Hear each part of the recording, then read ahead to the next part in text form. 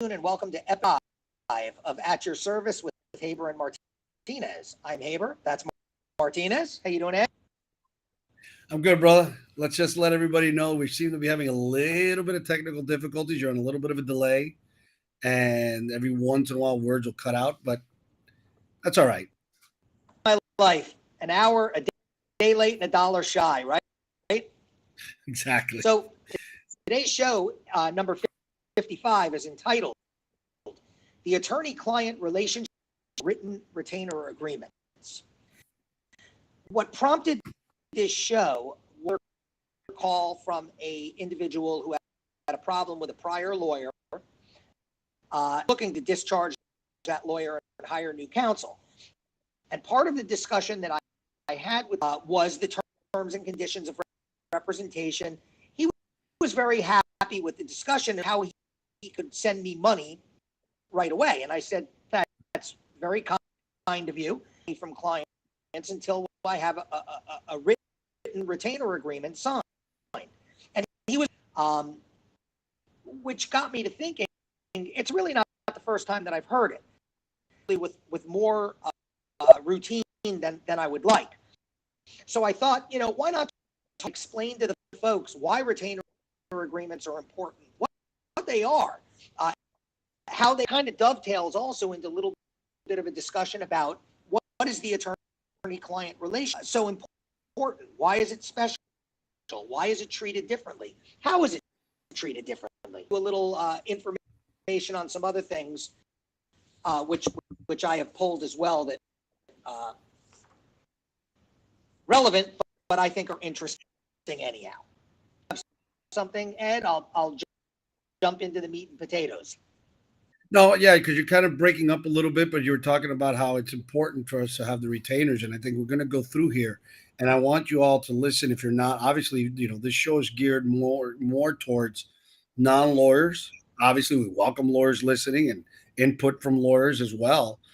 But keep in mind, one of the problems of why retainers, and Michael, I'm sure agrees with me, are extremely important, is a lot of people think they know the law and they think they understand what we're talking about when we talk about representation on certain cases, especially criminal cases. But you don't really understand the nuances of the language and what we call in the law the terms of art. And it's very confusing. And it's happened, I'm sure, to Michael and myself in the past, where a client would say, but you said you would represent me through this. And then I would point to the retainer and say, no, the retainer is crystal clear. I was only representing you on whatever we put in the retainer. And that is not necessarily a product of the clients trying to put one over on us or trying to get free services. I'm sure Michael will agree with me. 99% of the time, it's a product of the client not understanding what is the terms of art that are used in the law. And so we have these drafted retainers. And I'm sure, Michael, you're like me. I always ask them, do you have any questions on what I've my retainer? And if you do, let's go through them. And I always read my retainers. I have different retainers, Michael. So keep this in mind. I suspect your criminal retainer is like mine. It's 1 page long. My criminal retainer is 1 page long. But when it comes to civil or family, there's a lot more involved there. So those retainers can be up to 5 and 6 pages. So when I do those, I read them every single page. I read it to them paragraph by paragraph and ask them, do you understand what that means? And then I make them initial every single page. I do the same with the criminal, but it's only 1 page. Agreements are 4 to 6 pages long. And we're going to talk a little bit some of the language out of my actual retainer agreements so that you guys get a feel for some. Although I look at the nuance a little bit differently than Ed. Ed's talking about language. I'm talking. So let's dovetail. Let's go back for a minute. Okay. Let's talk a little bit. I don't care if it's a interpersonal relationship, a familial relationship, an accidental relationship, a business relationship, whatever. All relationships are defined by their own nature, and they're different, okay? You don't have your best friend that you have with your parent or with your child or with your significant. You delineate the terms of those relationships, usually not in by understanding, right? I mean, I suppose that parents or some best friends do draft up little documents between each other, understandings maybe. But for other relationships, like business relationships, client relationships, it's really important to define the nature of the relationship. The thing I want to get across, and I think Ed really did hit on this nicely up front, is characteristic, in my opinion, of any meaningful relationship. That is one thing relationships have in common, is that they're generally pointless and worthless and open and honest communication. Okay? So you have to speak with one another about issues, about things, about nature, without lying, without sugarcoating, without playing games. You have to be able to openly, without fear. They use the term safe space, right? You have a relationship to know that you can have discussions, otherwise the relationship is doomed. Right. And to the issue of retainer agreements. Because, as Ed said, while I'm age document to you, I'm going to provide it to you. We will have discussed stuff before you ever receive that document, because that document is based on this. I'll get into that, the reasons for how and why I do it, which again, maybe very different does it, because these are unique.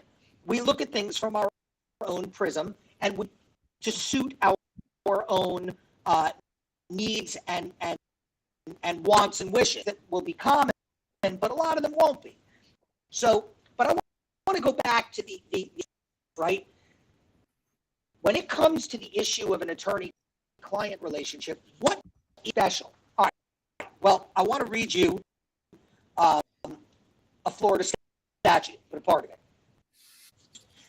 This is part of the evidence code. This is section 90.502.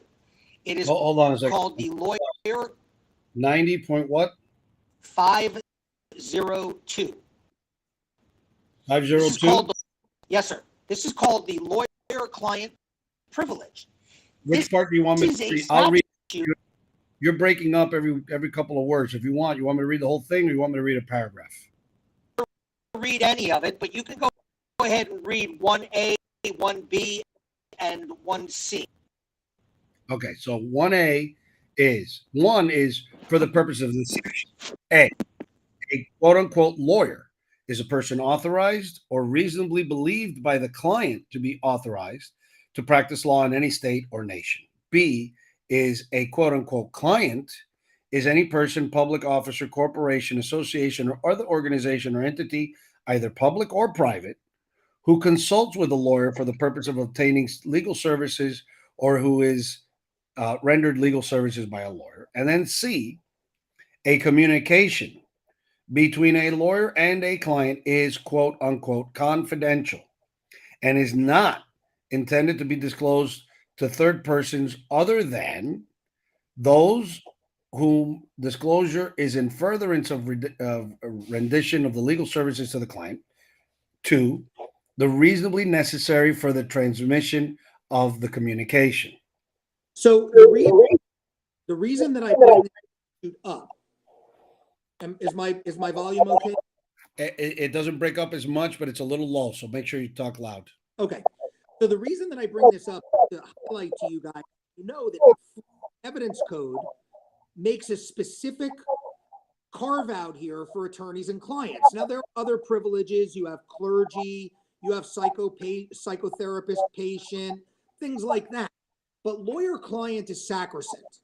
And it's so much so that the Florida bar, which is regulated by a series of rules called the Rules Regulating the Florida Bar, has 21 chapters. One of those chapters is dedicated to the attorney-client relationship. That's chapter 4. So if anybody's interested, you can Google the Rules Regulating the Florida Bar, chapter 24, and I'm going to tell you, chapter 4, and I'll tell you what you're going to find. What you're going to find is 234 pages of rules, 67 different rules, taking up 234 pages just on the attorney-client relationship. Now, what I did was I went ahead and cut and pasted just the titles, not the substance of the rule or the commentaries. And I have, but I will do you. I will ask you for a favor. If I ever have a problem sleeping at night, I'm gonna call you so you can read it to me like a bedtime right? story. 6 full pages just of the names of the rules and the subsections of the rules alone. Jesus. So some of them are really true. I mean, I guess all of them are important in some capacity or another, but for our purposes, some of them are really significant. And there's a couple things that I want to read out to you, okay? So that you understand, again, why it's so important if you look at the role of the lawyer and the lawyer's responsibility, why it is so important to the client to understand the relationship, okay? You know, it's not quite like hiring a plumber. I mean, it is in some ways because we're service providers. So like a plumber, we help you fix a problem. But it's unlike a plumber in that there is a very unique and personal relationship that is governed by these very, I don't want to use the terms arbitrary and capricious because, again, there is a reason for them. But let's just call them overbearing set of rules. But as an aside, as critical as I am of many of the Florida bar rules, this is one that I think is necessary and absolutely appropriate. I do agree with how strict they are with us and how we need to inform our clients of everything that we do every step of the way. Now, it doesn't mean that when it happens, you have to tell the client. But as an example in criminal, I may talk to a client who says to me, "Ed, under no circumstances, I don't care. I don't want to hear it. I'm not spending a day in jail. If they don't make any offer if they make any single offer that includes even one single day in jail, we're going to trial."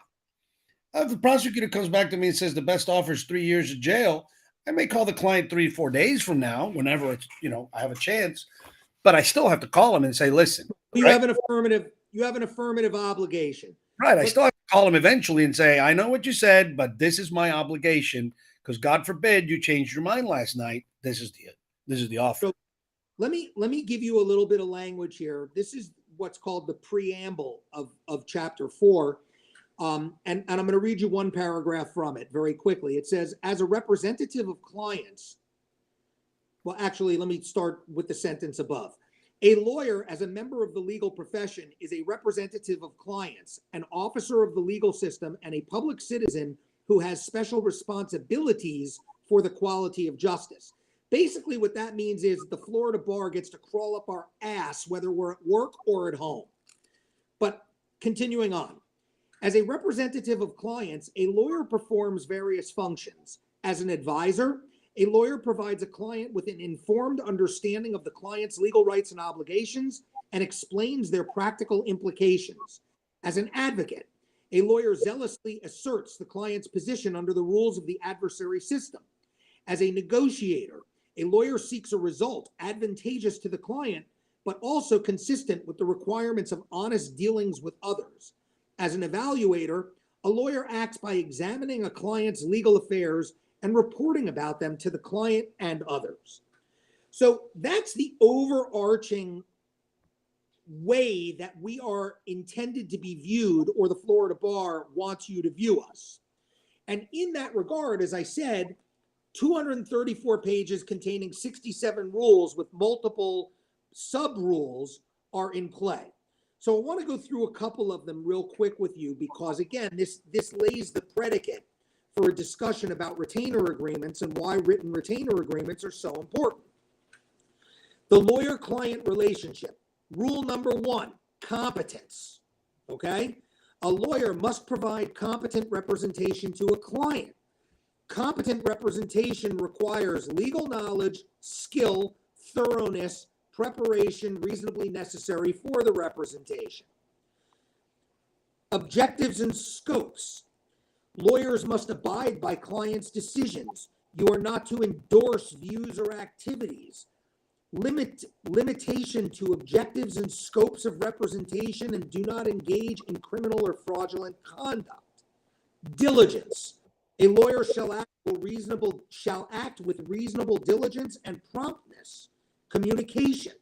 A lawyer must inform the client of the status of the representation and explain matters to the client. Fees and costs. It's mind-boggling how much space and how many words are in the fees and costs rule for the Florida bar.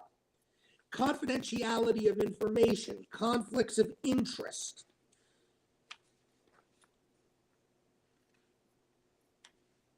Organizations as clients, clients with diminished capacities, safekeeping property for clients, when a lawyer may or must decline or terminate representation, sales of law practice.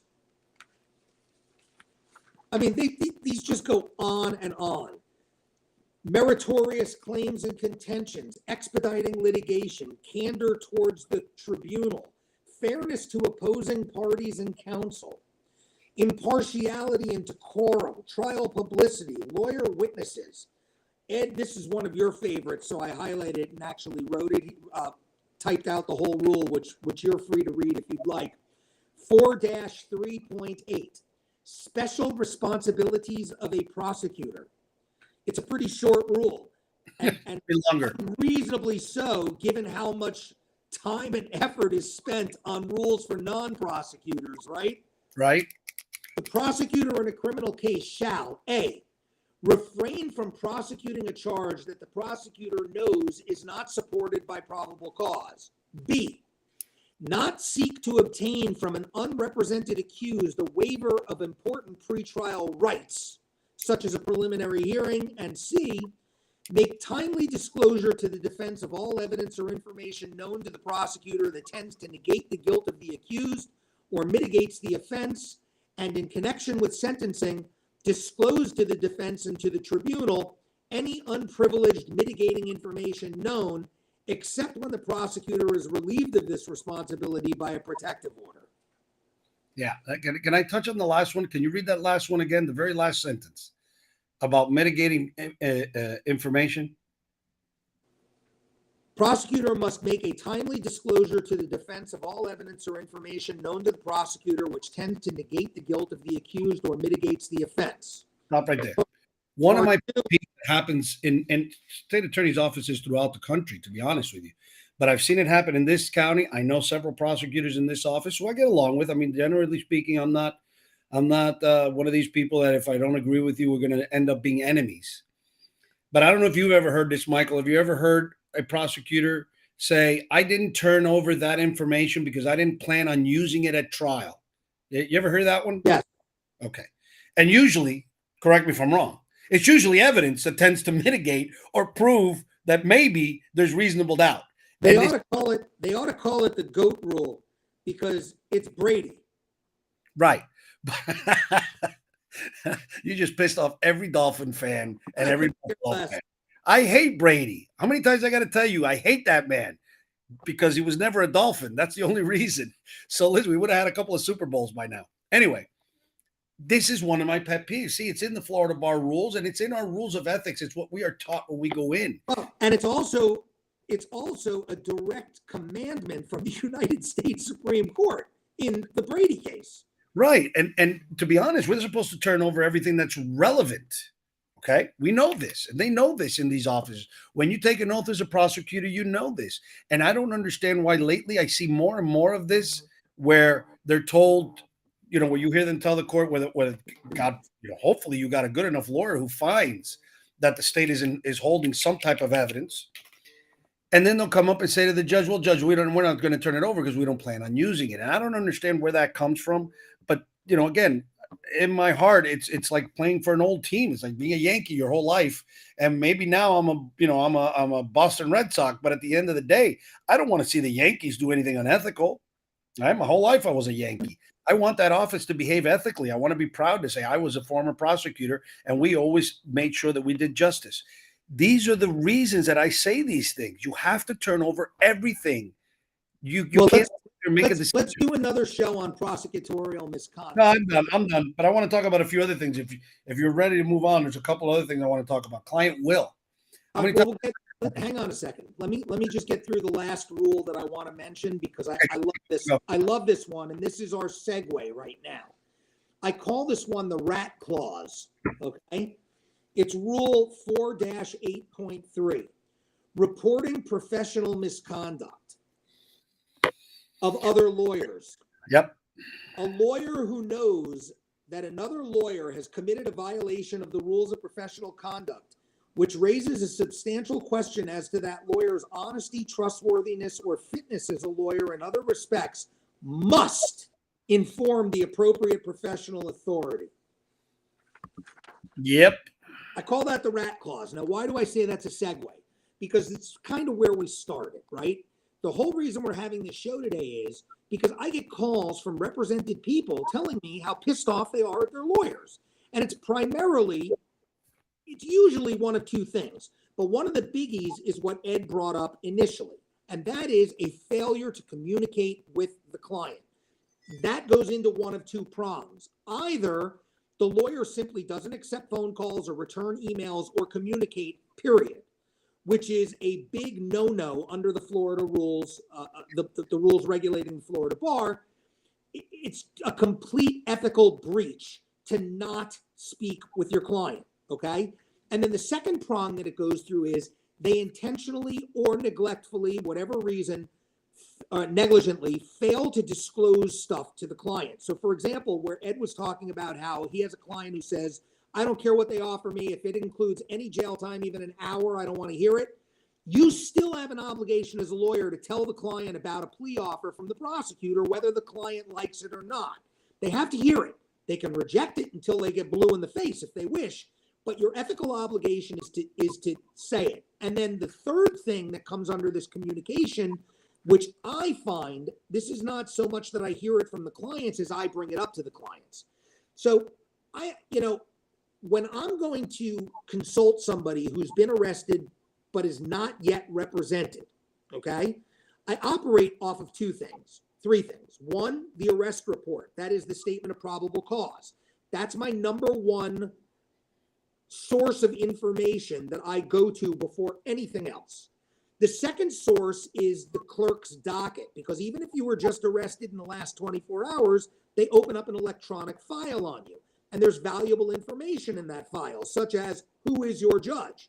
Here in Dade County, we have 30, 40 criminal court judges. And believe me when I tell you, they run the gamut from being complete umpires that simply call balls and strikes to being complete partisans for either the prosecution or the defense. And by the way, any judge as a human being can wake up on the wrong side of the bed on any given day. So even a very liberal judge can be very harsh. A very conservative judge can be very liberal. A judge who's known to be very fair can be very unfair. You need to know the judge. So those are the two sources. And then the third source, which is always the final source, because I want to know the government's version of events first, is the client. I want to hear what they have to say, right? So when contrast that to somebody who has an existing case and has been represented, all right? They're already in the discovery process. The government has already tendered information or not tendered information one way or another. Some degree of defense investigation or defense work should have commenced. There should be some degree of conversation between counsel and the client so that the client's aware of what's going on. Well, I get calls from people who have been represented for months, sometimes even a year or more, where they don't even have a copy of their discovery. Their lawyer never even gave them their police report. They don't have their charging document. They don't even know where to go online to look anything up on their case. And by the way, if you're here in Dade County, our clerk, who is a wonderful man, I adore him. I've known him almost my whole life, and I think he's a great clerk, but he is way behind technology in that you can't go online and view documents in the criminal division here in Dade County. You go straight across 215th Street into Broward, and you can. Every single document, every single report, every single order, everything, unless it's been redacted or it's the subject of a protective order, it's all there. Why? Because they're public records, and they should be there. And this is the 21st century, Harvey. I know it's money, but get with it. Mike, so, and they do it for the family cases and the civil cases. So I don't understand why they're not there for criminal. So this is where we start. And when I get a client that comes to me that's represented and doesn't have any of this information, I already know those gears are ticking in my head. There's a problem with the attorney-client relationship. They're not communicating. The lawyer is not doing his or her job. So in today's day and age, it used to be when I started back in 1991, you would invoke discovery, and then you'd have to wait for the state attorney to physically send you a manila envelope with a stack of documents. Sometimes cases were complicated, and that manila envelope was really fat. Sometimes it was more than one manila envelope. But whatever the case, you had to get those documents. Now, we did have email at that time. You know, we weren't quite, I'm not that old, but we did not have data dumps. You did not have access to storage. Zip drives weren't around. And email was just basically another form of texting. It really wasn't the type of communicative device that it is today. So we would literally have to receive those documents, scrutinize those documents, go to a photocopier, copy those documents, stuff them in another manila envelope and ship them off to the client, unless you could get the client to come in and do an office appointment so that they could get them. Then, of course, you'd have to go through the documents with them. But what I find with a lot of these people that reach out to me is their lawyer, even in today's day and age, when it's as simple as pressing forward and sending the same email that they received from the prosecutor to the client, they don't even do that. So I'm not saying all lawyers don't do that. Obviously, there are many diligent, ethical lawyers out there. Let me jump in, Mike. In fairness to words, I have some clients who don't want to know. I have some clients who say, no, Ed, I trust you. I think whatever you think. And they don't even want to get them. So when I get a client that does that, I say, I really appreciate your confidence. That's great. I still need to send you this stuff. If you don't want to read it, if you don't want to discuss it, that's okay. But guess what? I'm going to send you another email that I need you to reply to telling me as much, because I want it in writing. I'm not going to wind up the subject of an appeal or a bar complaint when I'm doing the right thing by a client who does not want to participate in the relationship. And I'll take it a step further. I have moved to withdraw from cases where I have had clients refuse to cooperate with me in terms of being their advocate, advisor, negotiator, and attorney, because I cannot adequately or effectively represent someone who does not let me do my job. They don't have to really be hands-on, and they can put as much as they want in my hands, but they have to allow me to communicate with them. If they're not allowing me the access to communicate, then exactly what I said in the beginning of this show, without open and honest communication, you have no meaningful relationship, period. Right. I agree with you. I just want to make sure that, it's not absolutely necessary to do it, to take it to the extent that Michael does. It's a good idea. Absolutely. A very good idea. But some clients don't want to know. Some clients don't even have the A form. Some clients will bring it to me sometimes. And I'm like, have you read this? And they're like, no. And I say, okay, well, let me read it to you. And let's talk about it. But I want to talk about some things else that you said about the client relationship. The client will, the pros and cons, the negative and the positive of it. One of the negatives right off the bat, I'll tell you, is when clients think that you are going to do whatever they tell you to do.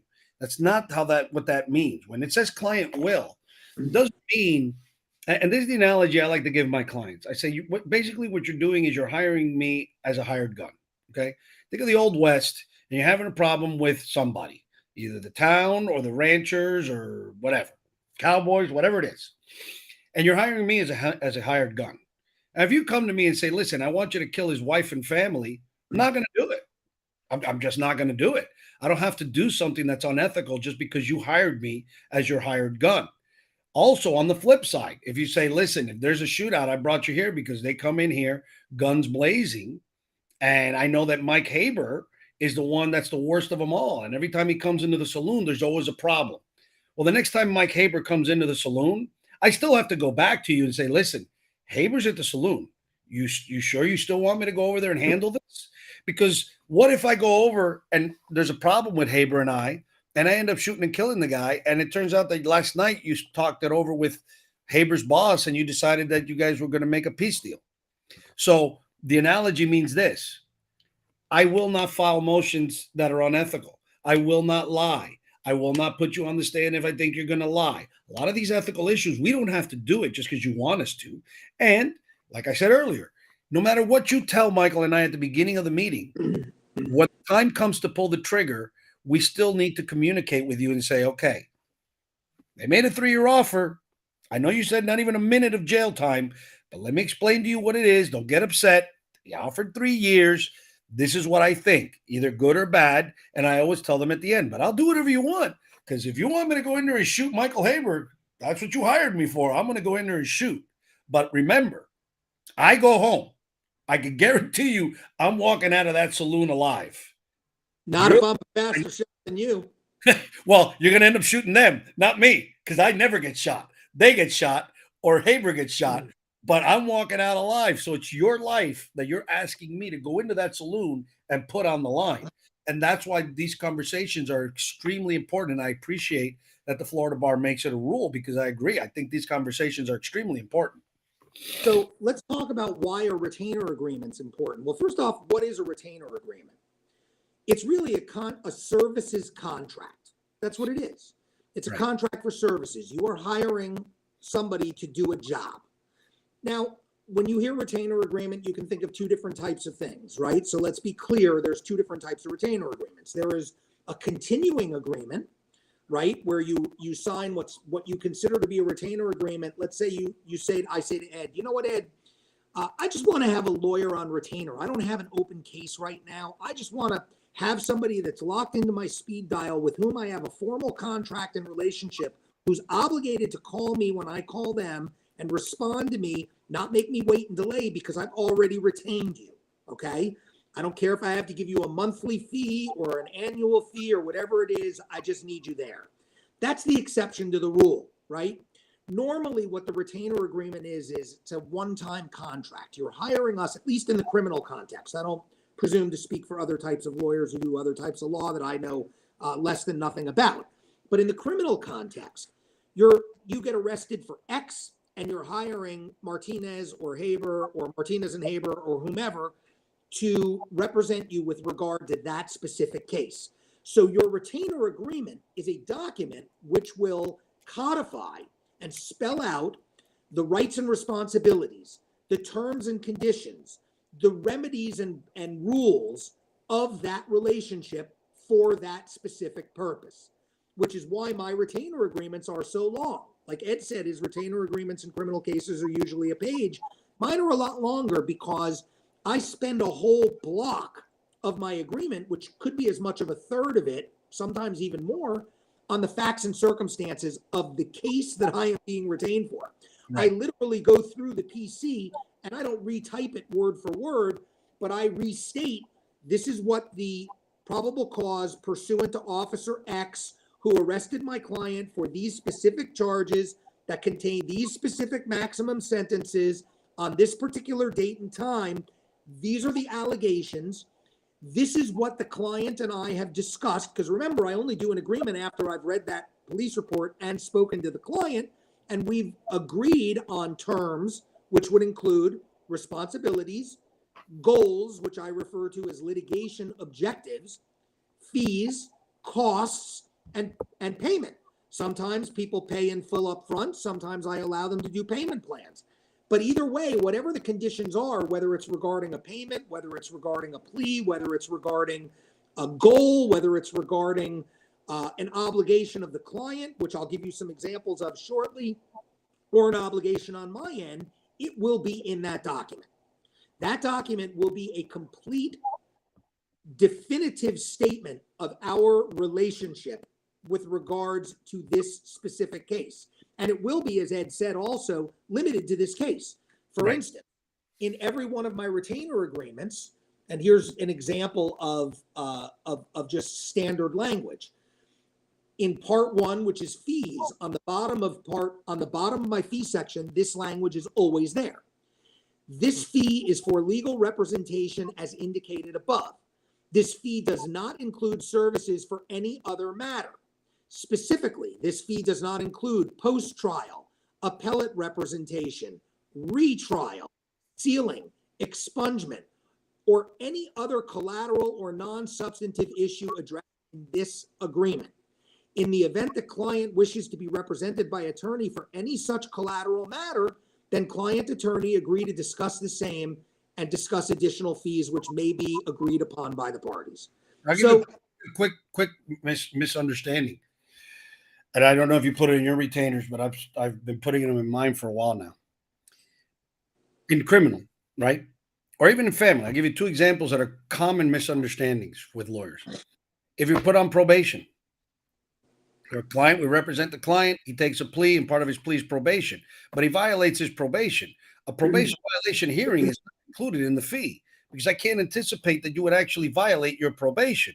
So if there's a probation violation hearing, that is separate. In family, I'll give you an example: child support or timeshare. After the case is closed and everything's been settled, 3, 4, 5, 6 months later, either party, could be not my client, but the other party, files a motion to reduce child support or increase their child support or timeshare or anything of that nature. That's not included because the case is completed. So, but it's a reasonable and understandable miscommunication or misunderstanding, which is client. Which is why it's there in black and white. Right. So if I put it in my retainer agreement, then I know that it's there. I know that you've seen it. We've discussed it as well. I've read it too. Crystal clear. So we can't make that any plainer than it is. Okay. These are the types of things that you guys need to understand because, like Ed said, it could be a simple misunderstanding if you don't address it. And if I can, Mike, part of the reason for this show is I know a lot of lawyers that don't put those things in there. I get calls all the time from lawyers. Oh, clients. Oh, Martinez, I want to hire you for a probation violation hearing. Oh, okay. Well, blah, blah, blah. Oh, I went back to him and now can you believe this bastard now wants to charge me for a probation violation? So, it's funny because I'll stand up for lawyers in that regard. I always will, because the truth is, I always say, well, what does your retainer agreement say? And you know how many times I hear, what retainer agreement? We don't have a retainer. So again, that's why I entitled this show specifically Written Retainer Agreements, the importance of written retainer agreements. If you don't, look, a retainer agreement is a contract. All right, Ed, I'm going to give you a little post-traumatic stress right now. Oh, Lord. Take you back to law school. What are the 3 elements of a contract? What do you need in order to have a binding contract? The only thing I remember is a meeting of the minds, brother. That's it. You need to have an offer, you need to have acceptance, and you need to have consideration, right? So in order for us to have a contract, we have to agree to do something. One of us has to make an offer to the other has to accept. We have to have that meeting of the minds, and then there's got to be consideration for it, which is usually payment of fees. So if you have those things, you have a contract. Now, we know from contracts law, not every contract is written. And sometimes you have a verbal contract. And sometimes people amend contracts and they have things called what they call parole evidence. And when I say parole evidence, I'm not talking about being released from prison and put on parole. It's oral evidence of what you believe the contract to be. Well, when you have a written contract, it's really difficult to amend it unless you amend it in writing. Okay? Because that written document is almost always going to stand. And so it's another reason why continuing open and honest dialogue is important. We may draft a contract on January 1st, and as your case progresses, come March or April, things change, right? Newly discovered evidence, new witnesses appear, other witnesses disappear, you have a change of heart, a family member passes, who knows? A million things can come into play over the course of time. And so we may need to amend our contract, right? It may be that our litigation objective is no longer the same. I had a client once who I was representing on a case, and during the course of his case, a family member of his got arrested for something far more serious.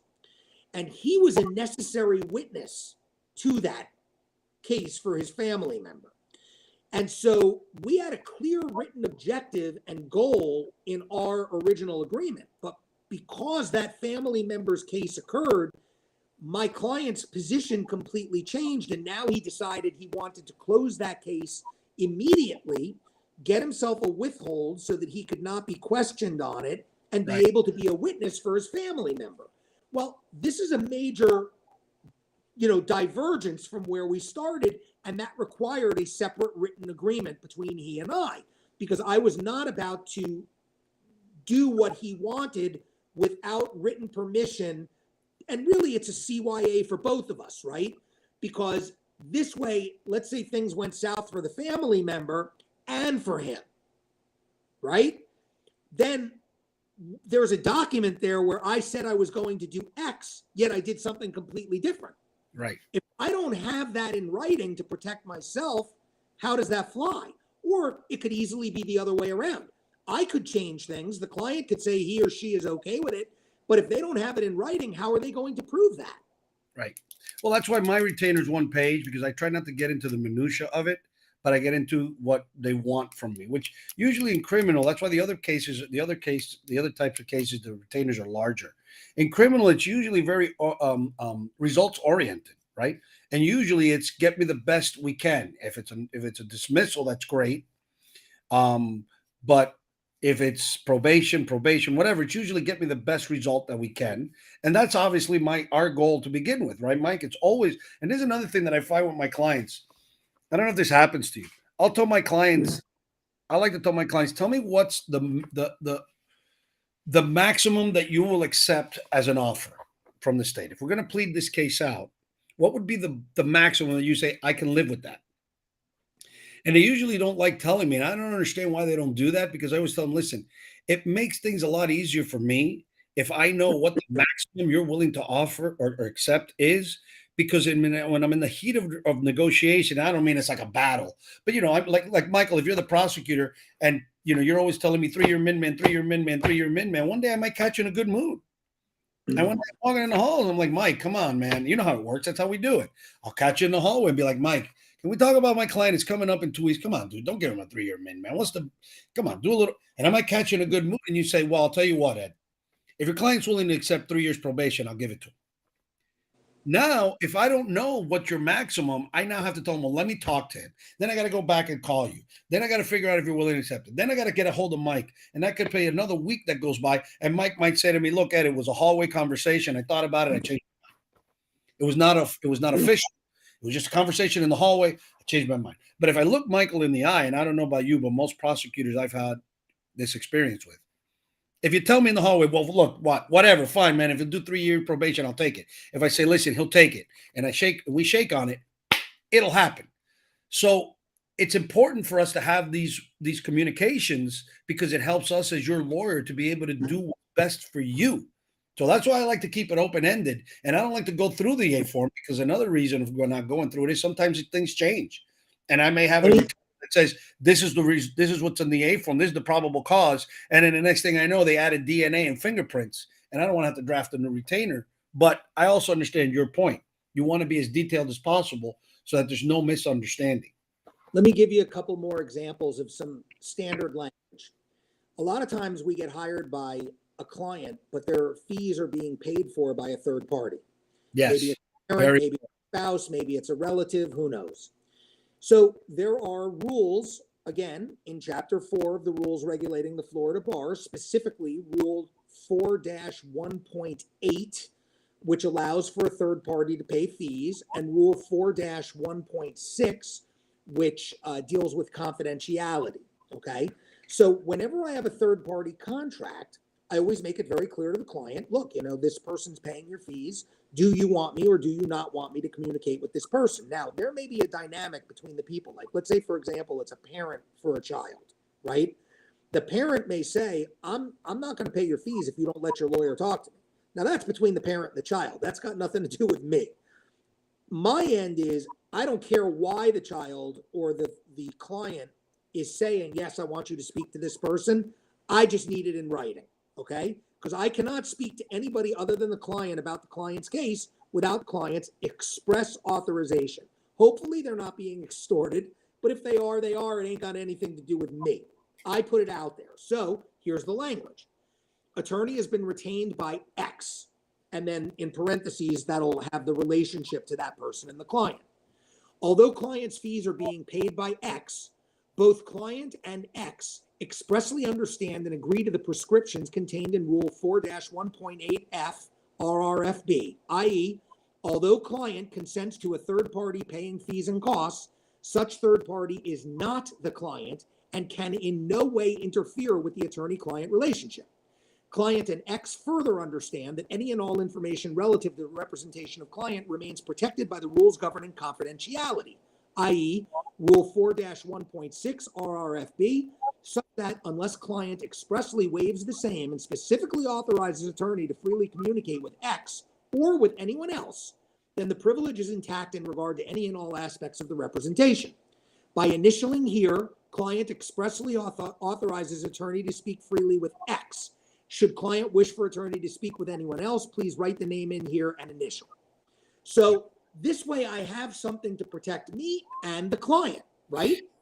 I do the same thing. I just, mine is a little worded differently, but mine is worded that if they want me to communicate with the person paying, I have to be told in writing by the client. So you already have it in writing. I just tell them in the future it's in writing. And the other example I give to the clients is, or the person paying, is I tell them, listen, it's going to be a lot easier unless they're sitting in jail. I tell them it's going to be a lot easier if you just ask, your son or your daughter, whoever's they're paying for. They can tell you whatever they want, but I can't. I'm not allowed to tell you that. And I want to bring up something else about attorney-client privilege, if I may, Mike. Sure. In the state court, this doesn't happen. I've never seen it happen, to be honest with you, in the 20 years I've been practicing law.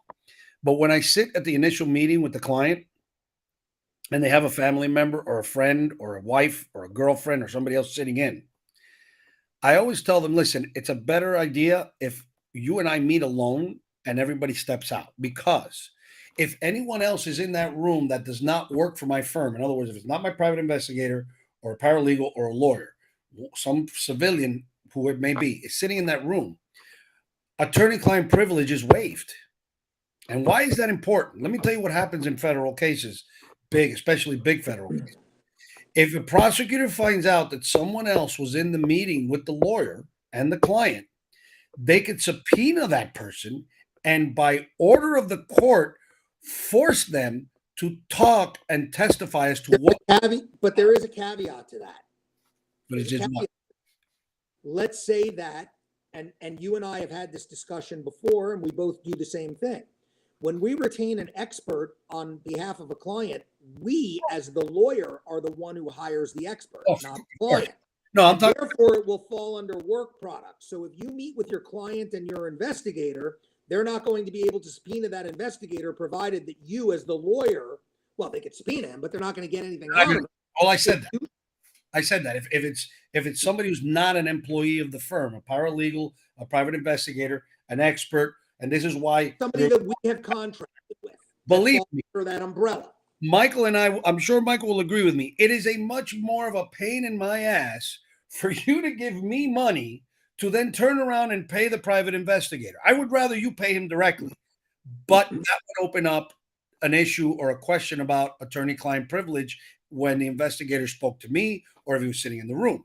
So why is it important for you to be the only one in the room talking to your lawyer? In state court, it doesn't happen much. But in federal court, every federal case I've taken, under no circumstances can anybody be sitting in that room, because if a federal prosecutor finds out, they can have a rule to show cause, bring you in, force you to testify as to what you heard. And if you lie about it, you could have some serious criminal consequences for it. So these things are in place for a reason. And I do agree with the Florida bar on this. I think it's important for everybody to know this. And the other one is this, Mike. Let's be honest, guys. Sometimes you don't want to admit to your wife some of the stuff that you did, or your mom, or your sister, or your brother, or whatever, or your husband. It's important that you be 100% honest with your lawyer. You don't want us spinning our wheels like we're stuck in the mud because you told us one thing, and then halfway through our battle and halfway through our strategy, we find out that there's more to it that you knew about, but you lied to us about. So it's very simple, at least with me. I'm sure you do the same, Mike. I always tell them you can blame me. Your family member or your girlfriend or your wife or your husband, I don't want them in the room when you're talking to me. So that's the best. Let's not stray too far from retainer agreements. Well, it's part of the retainer agreement. It's part of the attorney-client privilege. I want to get into some more standard language, because there are things that we can anticipate in any case. We hope they don't happen, but they happen with great regularity. So here's an example. Client understands that he will be summoned to appear in court from time to time during the course of the case. Client's appearance may be excused. However, attorney and client must speak prior to any court hearing so that attorney can advise client whether or not he has been excused from court. Client shall contact attorney whenever he receives a court notice. Attorney shall contact client whenever he receives a court notice. Attorney and client shall discuss whether or not client must appear. Should client fail to appear for a required court hearing, then apart from forfeiting bond, the foreseeable consequence of client's failure to appear is issuance of a bench warrant. If a warrant is issued for client's failure to appear, then client shall either self-surrender or shall pay attorney a flat fee of $750 to arrange a surrender and petition the court to set aside the bench warrant and to reinstate the bond. Should client fail on both regards, attorney shall have the right to withdraw, and client shall agree to permit attorney to withdraw pursuant to Rule 4-1.16B4 and 5, rules regulating the Florida bar. Why do I put that there? Retainer. Why do I put that in the retainer? Number one, I know a lot of people just don't do what they're supposed to do. You need to have that communication, and I need to put the burden on both of us. It's not just on you, it's on me too. If I receive a court notice, I'm not your secretary, okay? But I am your service provider. So I do take it upon myself to send you an email and say, hey, I got a court notice. Did you get it? Please confirm receipt. But I go a step further and I tell you whether or not I need you to appear in court. Or I will tell you I'm not sure whether I need you to appear in court. Please be on standby. It depends. Some judges are very routine and don't require clients to appear for certain things. Other judges are very strict, and if the client's not there, they're going to issue a warrant. Well, I know that's going to screw up the case. It's going to give us all problems. So I put it out there up front to try and impress upon you the seriousness of your appearance, and you're living up to your obligations, and you're taking this relationship and your responsibilities under this relationship seriously. Why? I don't want to have to withdraw from your case. That's not why I got on your case. I don't want to have to charge you more money than I did charge you. That's not why I did a retainer agreement. I just want you to do your job so that I can do my job. Capiche? Yep. I to be honest with you, the way I handle that is I tell my clients is unless I tell you otherwise, you have to show up to every court hearing. So again, this is, I'm glad that you said that because it goes to something that I routinely say, and that is if you put 5 lawyers in a room and ask one question, you might get 5 answers. You get 5. It doesn't necessarily mean that any of them are wrong. We just do things our way. Basically, if it works for us over time, then that's fine. You reduce to writing what I tell them verbally after I find out what judge it is and after I get the waiver, right? Because as you know, we know what judge, you and I know what judges do not require our clients to be at sounding, but we still have to officially because out of respect, right? You still ask the court, Your Honor. Sometimes some things are set. Parents. Sometimes things are set outside of the routine. For example, prosecutor might set a case for bond review, right? You need the client there. The court may set the case sua sponte for some matter. You need the client there.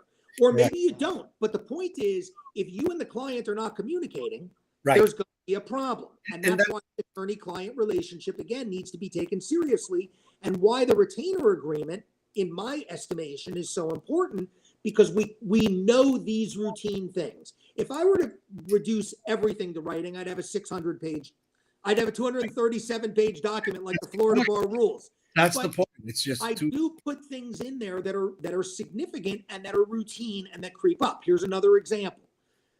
Client understands that any statements made about or relative to the case are subject to being admitted into evidence against his interests in the case. Client understands that these statements are not limited to those which are verbally made to others. These statements can and do include social media posts, comments, discussions, pictures, illustrations, representations, specifically those made by client, but also those which are made or posted by others and which may include the client. Why do I put that in there? Because I've had plenty of clients in, let's say, DUI cases whose social media is rife with them standing on tables doing shooters, okay? Doesn't help. Prosecutors get that. Cops get that. Even jurors don't follow their oaths sometimes and get that. So, you need to be careful about it. I don't need to control your life, but I do need to put you on notice. I don't want you doing it if I can have any say in the matter. That said, your life, your case. You're free to do whatever the hell you want to do, but you're never going to be able to say, I did not warn you. And here's another example of something that I tell them verbally, but I haven't reduced it to writing. But I do the same exact thing. I tell them, if you got to, don't text, don't talk to anybody, your best friend, I don't care who it is, anybody who asks you facts about your criminal case, especially your criminal case or your family case, you've got to assume that they've got bad intentions. Why would I care about the facts of your criminal case or your divorce? So don't talk to anybody. Don't put it on social media. Fly under the radar. You put it in writing.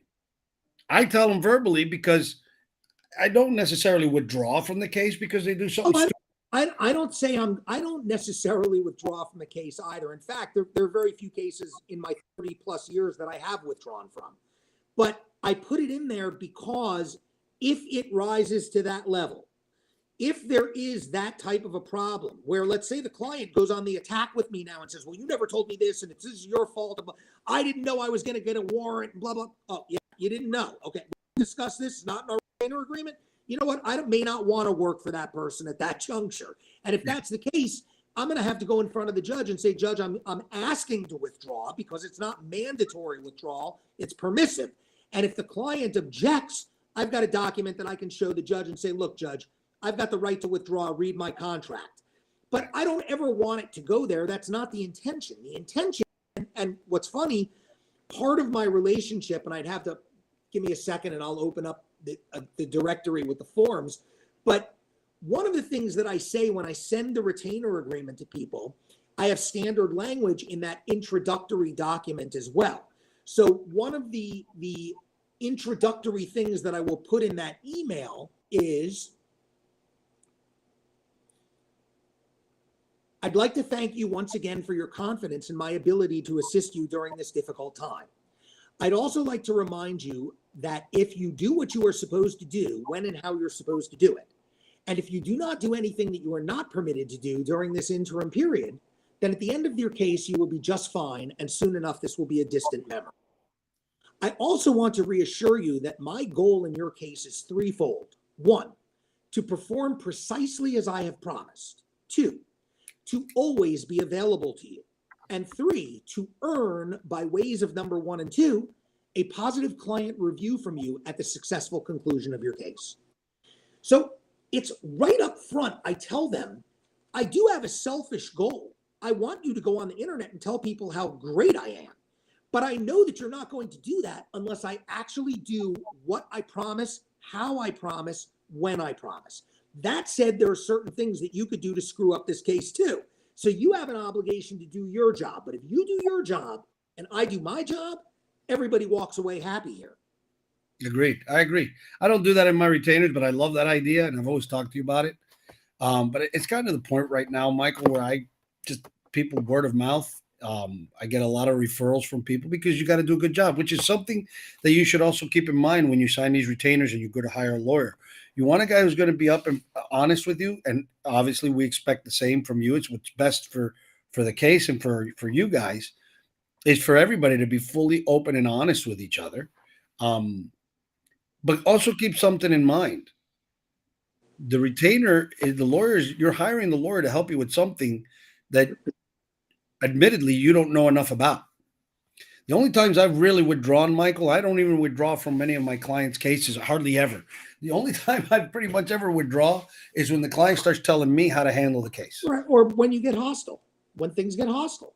If the relationship becomes hostile, it's a problem.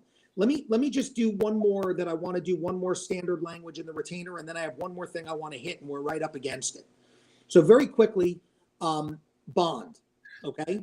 Client understands that she is out on bond. She is therefore subject to bond revocation should she violate any term or condition of bond, including, but not limited to, this is a domestic violence case, the stay away order, which prevents any contact, direct or indirect, be it by herself or through a third party, with the victim, X, and agrees to act accordingly. A violation of bond can not only result in arrest and reincarceration, but will otherwise complicate this case, right? So that's standard language because, again, we see this all the time. In DUI cases, there's standard language about business purposes only licenses. I don't need to have that in my retainer agreement, but I put it in there anyhow. Right. Because too many people violate the BPO, and now all of a sudden they have a whole new problem. They've complicated the case they hired me for. Fees are now out the window. If you've picked up a new arrest during for the same type of behavior that you're being prosecuted for, you know it's going to completely throw a monkey wrench in everything. So, these are the types of things that I put in there. But I want to say one more topic before we wrap this up, and that is, I want to talk about what happens where a lawyer screws up. Okay. Obviously, you can fire your lawyer at any time. There is no rule. There is no requirement. There is no prohibition to you firing an attorney. Now, some judges will get a bug up their ass and say, well, it's the day of trial. You can't fire a lawyer. Good luck with that, judge. The case is coming back on appeal if you do not let this individual be represented by counsel of his or her choosing. That doesn't necessarily apply to a public defender who you don't like. That's a different protocol, but private lawyers. So what happens if your private lawyer does screw up? It's not on you, it's on the lawyer. Let's say your lawyer does X, Y, or Z, any of a million things. Well, the Florida bar is there for that purpose, okay? One of the reasons that they have 230 some odd pages of Rule 4, Chapter 4 rules is specifically to hold lawyers accountable. You have the right, you feel that your lawyer has failed to perform either ethically or has otherwise violated the oath of an attorney, to file a grievance with the Florida bar and let the Florida bar decide whether or not your complaint has any merit. Anybody can go to thefloridabar.org. They make this very simple. It's literally push button. There is a file a complaint or a grievance push button on the bar's website. However, before you embark upon an extreme path, know that the Florida bar also has an attorney consumer assistance program. This is a mechanism for clients who are disgruntled and think that their attorney acted unethically before they file a complaint, and staff may be able to help you to resolve problems before you actually go the full route of filing a complaint. Note also, if you do file a grievance, you will have effectively declared the attorney-client relationship hostile, and your lawyer not only may have grounds to withdraw, but may have grounds to breach attorney-client confidentiality in defending him or herself against whatever allegations that you make. That said, bad lawyers reflect poorly on good lawyers. So it's important to call them out. If you exhaust reasonable efforts at resolving whatever issues that you have with your lawyer, feel free to drop that nuclear option and contact the Florida bar. So I hope that this has been helpful. I know we ran a little bit over, and I apologize for that. What I hope that you get out of this is that your relationship with your lawyer is special and it's meaningful. And if it's not, you're not with the right lawyer. I mean, imagine being involved in a marriage or something like that where you were just, bleh. If you hate going home every day, if you're not excited and happy about it, if the good doesn't outweigh the bad, it's a toxic relationship and it should be terminated. Absolutely. One of the things I tell my clients in the initial meeting, usually almost early on, and I mean this, I always tell them, listen, I'm going to tell you what you want a lawyer to tell you. I'm going to tell you the truth, the good, the bad, and the ugly about your case, the facts, where we're headed, and what is the possible outcome. I will not get offended by any circumstances. If you don't agree with me, if you don't like me, if you can't afford me, I won't get offended at all. You always need to hire a lawyer that you can trust almost blindly, because otherwise it's not an effective client-attorney relationship. No, I'm sure, Michael, you're the same. Good lawyers do not get offended when you say to us, well, listen, I don't feel comfortable with you. I can't afford you. I disagree with you. I think I can get a probation plea, even though they got DNA, fingerprints, and a busload of bishops and nuns as witnesses. I still think we can go to trial and win this. Okay. I hate when they bring in those bishops and nuns. It's a real problem. But you know what I'm saying? I don't get offended. We don't get offended because we are confident enough in our abilities that we also understand you have to be. Again, as I said, you could put 5 lawyers in a room and ask one question and get 5 different answers. So, look, it's like WebMD, right? I mean, I went to the doctor, I had a physical, he told me something. And then, of course, what did I do as soon as I got home? I got on the computer and went on to WebMD, and I didn't sleep for 3 days. Ultimately, when I spoke to my doctor again, he explained to me why I should have never gone on to WebMD and just listened to him. And I said, well, but doc, there's not, he said, no, it's not but anything. Okay. Either you trust me and that I know what I'm doing, or you don't. If you don't, I'm not going to be offended. You can go get another doctor. You can go get a second opinion. You can do what you want, but don't play Monday morning quarterback. Don't play pretend MD, WebMD doctor. You did not just get an MD from Harvard. Okay. You don't know what you're talking about. And he's 100% correct. And just in closing, I want to say as an example, I had a client come in and it was a bad stop, right? It was an illegal stop. They stopped him. They pulled him out of his car. They searched him illegally and they found cocaine on him and they arrested him for the cocaine and whatnot. But the reason they stopped him is they had a warrant to search his house, right? And they didn't want to break doors and windows because they knew they were going to have a difficult time. So they stopped him just so they could get the key to get into the house. So here's an example of what I would tell my clients. I'm going to be honest with them. I'm going to tell them, don't listen to any lawyer who tells you that that's a bad stop and he can get that suppressed because either he doesn't know what he's talking about or he's lying to you. Because there's a thing called inevitable discovery. I know enough to know that a prosecutor has been working for more than a week is going to argue, Judge, that was a bad stop, but they had a right to go in the house with a warrant. They found drugs in the house, which means they were going to arrest him. What about the drugs on his person? Right. When they would have arrested him, they would have searched him. He might not have had those drugs on his person by the time they arrested him. It would have been search incident to arrest. Now, here's a good. I wish that client would have called me because I would have given him the exact.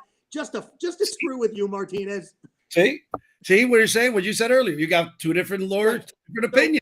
I'm not going to get offended, and you might want to hire Michael. That's the point. The point is vet your lawyer, and if you don't have, if you take nothing away from this episode 55 other than this, that'll be fine. Do not hire a lawyer without a written retainer agreement. And do not sign a written retainer agreement without reading and understanding what's in it, okay? You will wind up in the same boat. I don't care who you hire for what. If you have somebody come to do contracting in your house and you don't have a written document with them, you're going to have problems when you have problems, okay? The document should avoid the problems. And honestly, the more the document contains, probably the better for you because more is spelled out and there's less to be interpreted later. But that said, different strokes for different folks, 1 page, 10 pages, whatever it is, as long as it satisfies you that you're dealing with a professional who's looking out for you as well as for their own interests, everything should be good. And with that, I would need to wrap this up because we've gone over by about 7 minutes. So again, I apologize for being a little lengthy. Martinez here gets paid by the word. So, he likes to go on a little bit longer than me.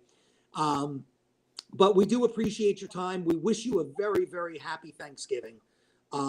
Please enjoy it. Enjoy your family. Enjoy your friends. Enjoy a couple days off from work or school or whatever. In fact, the whole week is off for school kids today, as I found out at 7:30 when I burst into my kid's room and yelled at him for why he's still in bed and not at school yet. And he had to remind me that school's shut for the entire week. But you guys enjoy yourselves thoroughly, and we will see you next Monday on the 28th, barring incident, for episode number 56 of At Your Service with Haber and Martinez. Thank you guys very much again. We'll get these links up for YouTube ASAP. Thank you to our production staff and our new producer, Alex. We appreciate you, and have a great day and a great week, y'all. See you in the next show. Bye.